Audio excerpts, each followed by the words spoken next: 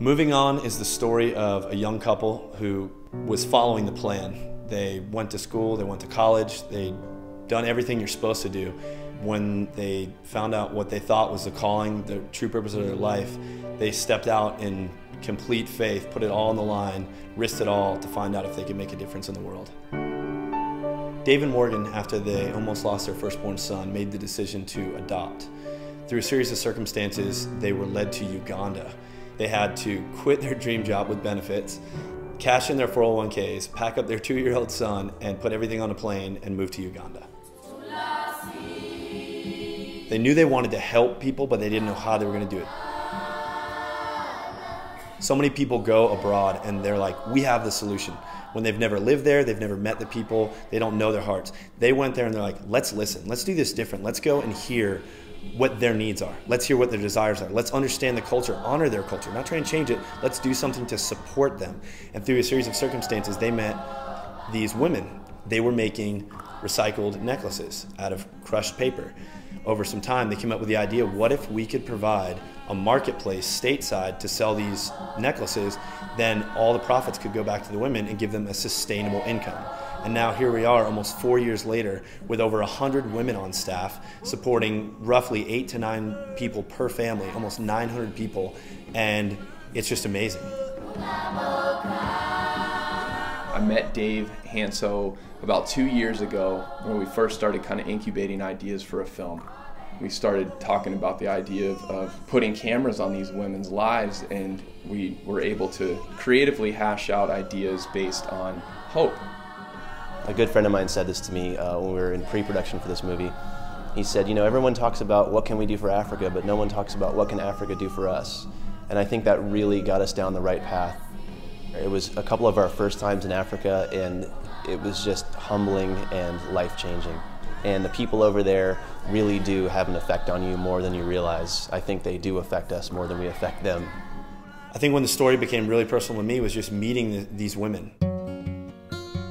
In life, you're going to have problems, you're going to have difficulties, but their circumstances were so that I couldn't even compare to them. To see someone who's lived through civil war, famine, being a refugee in their own country, and smile. It humbles me that I could ever complain about a day in my life when I hear their hearts. Yet, they truly believe that every day is going to be better than the last. They've chosen hope.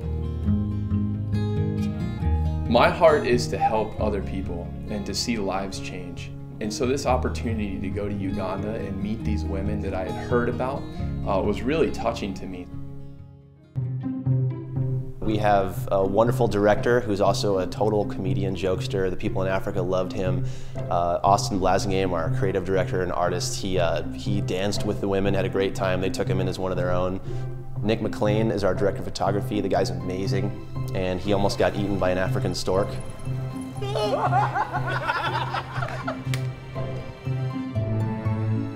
We have a chance to actually take what we've been blessed with, our gifts, and let them excel to the very top.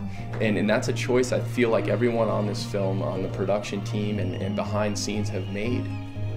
The thing that I was really excited to bring to the table was doing animation in camera. You know, in Africa, we were able to have name reveals in puddles, using names out of dirt on cement to be swept away because that's what one of the women's daily chores are. Just finding situations that are part of daily life and enhancing them. There were a lot of times over in Africa and even in Colorado where we did shots that we had to put together so fast and with so little resources, and what we got was just ridiculous.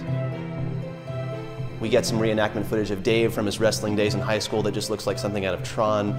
We were able to do some really dynamic crane movements in Africa. Just a lot of really cool things that really polish the feature, and camera moves that say to people, wow, they really put a lot into this, you know? And that's what we really are taking passion with this thing. As we shoot it, we want this thing to be awesome. We want people to feel it, not just watch it. We didn't want a movie that's like, oh, that's good for a nonprofit, or that's good for a film coming out of the middle of Africa. We want a film that is so good that Hollywood is like, this is a good film, period.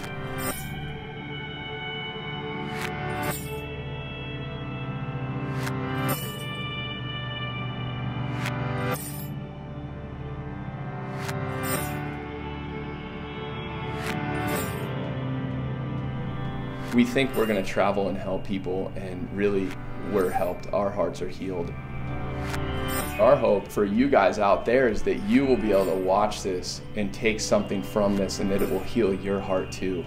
At this point, the project is very close to completion. We have virtually all the footage shot. We basically just need enough to get it over the finish line. This is a story that has to be heard. We're gonna get it done, whether it takes a month or a year. We're getting this done, and we need your help.